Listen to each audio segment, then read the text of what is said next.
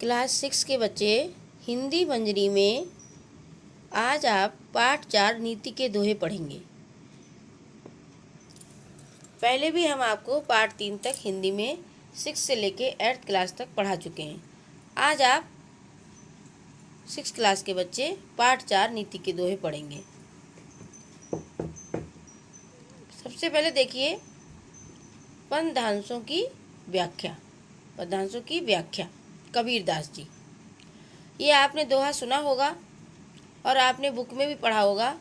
दुर्बल को ना सताइए जाकी मोटी हाय, मुई खाल की सांस सो स्वार भस्म हो जाए। तो मतलब अब आप इसमें देखिए प्रस्तुत पंक्तियाँ ये हमारी पाठ्य पुस्तक मंजरी के नीति के दोहे नामक पाठ से लिया गया है। ये दोहा महान संत कबीरदास जी द्वारा रचित है। प्रस्तुत दोहे में कबीरदास जी ने दुर्बलों को न सताने की शिक्षा दी है। व्याख्या में इसकी आप लिखेंगे, कबीरदास जी कहते हैं कि असहाय निर्बल यानी कि कमजोर व्यक्ति को दुख नहीं देना चाहिए, क्योंकि उसकी हाय बहुत बुरी होती है। यदि मरी खाल की धौकनी से लोहा गल सकता है तो जीवित मनुष्यों की आह से क्या नहीं हो सकता।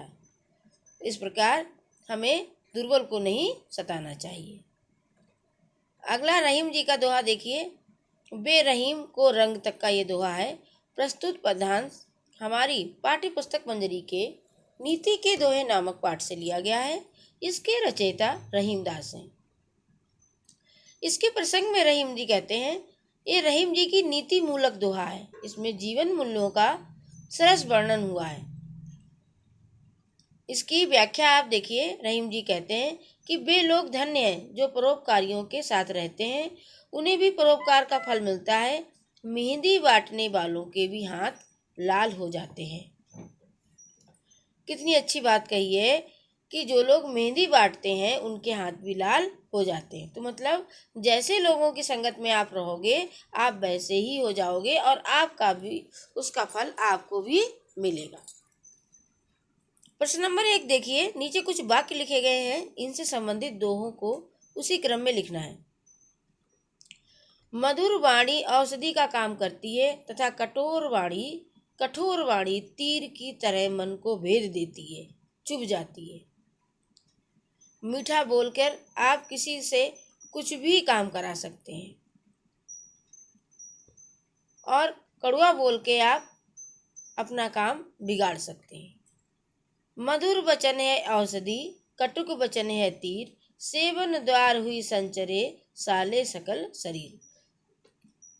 कोई भी कार्य समय पर ही होता है। इसका उत्तर देखिए। धीरे धीरे रे मना, धीरे सब कुछ होए, माली सींचे 100 घड़ा, ऋतु आए फल होए। कहने का मतलब जो है कि इस दोहे से उससे माल पता चलता है।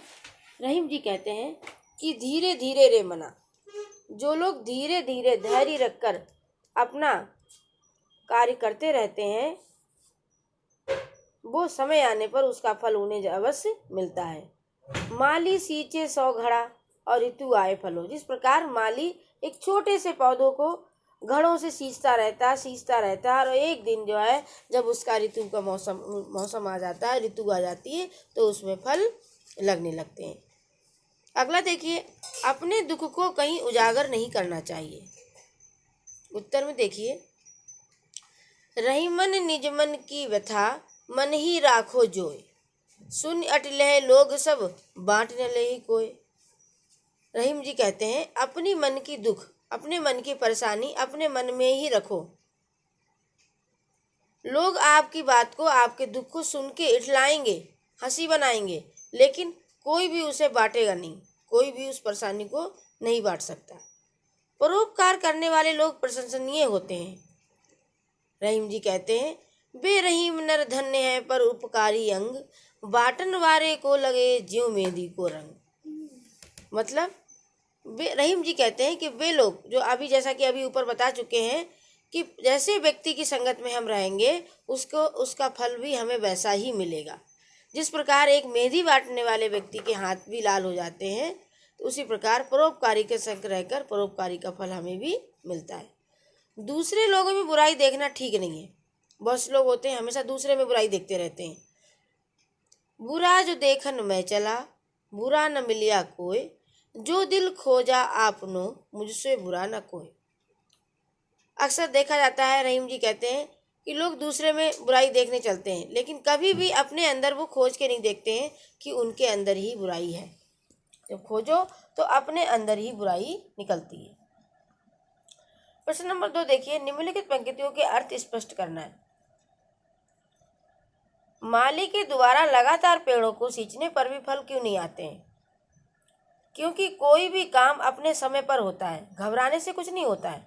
आप ये कहो कि अब इतने दिनों से इसमें मेहनत कर रहे हैं और हमें फल नहीं मिल रहा है, तो इसमें फल मिलेगा आपको, लेकिन समय आने पर। इसलिए इंसान को कभी भी अगर बार बार भी मेहनत करने पे भी फल नहीं मिलता है तो घबराना नहीं चाहिए और समय आने पे उसके फल का इंतजार करना चाहिए। अपने मन की व्यथा को अपने मन में ही क्यों रखना चाहिए? क्योंकि कोई भी हमारी व्यथा दुख कम नहीं करता, बल्कि हमारी हंसी उड़ाता है। इस प्रकार कक्षा 6 के बच्चों, आपके ये नीति के दोहे पाठ आज ख़त्म हो गया है और इसके आप ये सही से पढ़ेंगे दोहे और देखेंगे कि इनका कैसा अर्थ है और अच्छी तरीके से इनको कॉपी पे नोट करेंगे। ठीक है।